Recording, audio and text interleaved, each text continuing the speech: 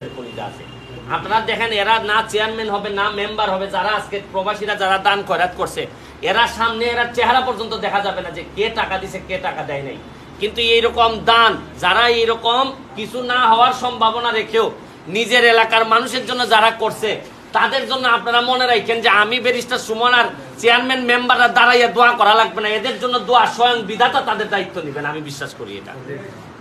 আমি একটা জিনিস আপনারা বলি, নিজে বিপদে থাইকা আরেকজনের বিপদে সহযোগিতা করা এটা অনেক বড় কলিজার বিষয়। প্রবাসীরা আপনারা জানেন শুধুমাত্র সৌদি আরব থেকে আমি জানা যাচ্ছে যে ৩-৪ লাখ লোক ব্যাক করে আসতে পারে, ফিরত চলে আইতে পারে শুধুমাত্র সৌদি আরব থেকেই। এইরকম পরিস্থিতিতেও মানুষ যারা জন্মস্থানের কথা ভুলে না, তাদের ব্যাপারে বক্তব্য দিয়ে সম্মান দেওয়ার কিছু নাই। তাদের কাছে শুধু আমরা ঋণী হয়ে আছি সোনারঘাটবাসী। আর তোমাদেরকে যারা ভলান্টিয়ার আছো তোমাদেরকে আমার নিজের একটা অভিজ্ঞতা দিয়ে শেষ করি। একটা জিনিস মনে রাখবা, কাজ করতে গেলে ডেইলি মিনিমাম ৩-৪০০ লোক তোমার বাটপার বলবে, টাকা মাইরা দিছে বলবে যে এর কাজই তো এইসব কাম করা আকাম করা। তোমাদেরকে আমি বলি প্রতিদিন সকালবেলা উঠতে আমি ব্যারিস্টার সুমন মিনিমাম ৩-৪ হাজার গাইল শুনি। কি কারণে তোমরা জানো কিনা যে এখানে আমি সোনারঘাটে আসার পর আমার যা টাকা পয়সা ছিল সব শেষ। আমি এখন দেখছি যে আমার সোনারঘাটের মানুষ আমি সেভ করবো কেমনে। আমি আমার বাবা মার নামে একটা ফাউন্ডেশন করছি, বাধ্য হইয়া কইরা বলছি যে ফাউন্ডেশনে আপনারা টাকা দেন, আমারে দিয়েন না। আমি চেষ্টা করে যাচ্ছি ফাউন্ডেশনে সারা বাংলাদেশ থেকে মানুষ, আমার বিশ্বাস আমার মনে হয় আমার সোনারঘাট হবিগঞ্জের মানুষ যা দিছে তার চেয়ে 20 গুণ বেশি দিছে।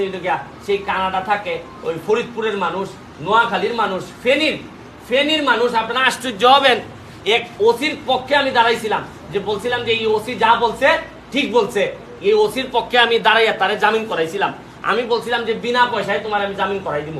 তুমি বলছো যে একজন এমপির ব্যাপারে বলছে যে এর জুয়া খেলার থেকে এ টাকা নেয়। একজন এমপির কথা বলছে জুয়া খেলার টাকা 180 কোটি টাকা এই এমপি নিছে। তার একজন পুলিশ তো এই কথা বলতে পারে না, নিয়ম অনুযায়ী আমি বলতে পারি, উনি বলতে পারে, কিন্তু একজন পুলিশ বলতে পারে না। এখন বলছে কি বলছে না এটার উপরে তার বিরুদ্ধে মামলা হয়েছে। আমি দাঁড়ায় বলছি যে মাই লর্ড এটা হইতে পারে না, তারে জামিন দিছে। আমি বিনা পয়সায় জামিন করায় চলে আইছি। আমি ফাউন্ডেশন করার পরে এই লোকটা একটা ছোট্ট মেসেজ দেয়া 20,000 টাকা দেয়া বলছে যে আপনার কাছে তো আমি ফি দিতে পারি নাই, কিন্তু আপনার এলাকার মানুষের সহযোগিতায় আমি শরীক হওয়ার জন্য 20,000 টাকা পাঠাইছি। এই ধরনের মানুষ আমার হেল্প করছে। আপনারা জানেন গতকালকে আমি সিলেটের উসমানীনগর থেকে শুরু করে সিলেট জেলায় বিভিন্ন জায়গায় দিছি। মানুষ জিজ্ঞেস করতেছে যে আচ্ছা আপনি আপনার এলাকায় দেন, আমার এলাকায় দেওয়ার দরকার নেই। তখন আমার খারাপ লাগে যে শালা এত মানুষ টাকা দিতেছে, পয়সা দিতেছে, তাদের এলাকায় কিছু অন্তত না দিলে স্বার্থপরের মতো আচরণ হয়। কারণ আমার এলাকার মানুষ কষ্টে আছে, ওই এলাকার কি নাই। আমি চেষ্টা করে যাচ্ছি এই পর্যন্ত আমি প্রায় 1700 পরিবারকে এই পর্যন্ত আমি আমার ব্যক্তি এবং তহবিল এই ফাউন্ডেশনের মাধ্যমে দিছি। এই কথাটা আপনাদেরকে শোনাচ্ছি এই কারণে, প্রতিদিন আমার শুনতে হয় নানা কথা যে এত ফাউন্ডেশন দিয়ে মনে হয় পয়সা করে লুটের একটা সিস্টেম বানাইছে, এ মনে হয় ফাউন্ডেশন দিয়ে আমাকে আরো লুটপাট মনে করবো। কিন্তু শেখ হাসিনা একটা কথা কয় দেখবেন, কয় আমি বিষে আক্রান্ত। শেখ হাসিনা একটা কথা কয় আমার বাপ রে যারা মারছে এরারে লই আমি সংসার করি চলি, আমি আমার ভিতরে বিষ। এরপর মানুষের কথা চিন্তা করিয়া এরারে লইয়া টেবিলে বইয়া আমি এরার সাথে একসাথে কাজ করি।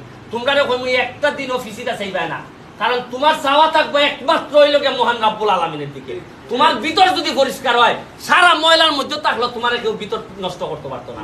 তোমরা আমি কইয়া যাই, তোমরা যারা ভলান্টিয়ার আজকে তোমরা প্রমাণ করছো যে সোনারঘাটের এই দুঃসময়ে তোমরা এখানে একলাও চেয়ারম্যান মেম্বার হইবে লেগাইছো না।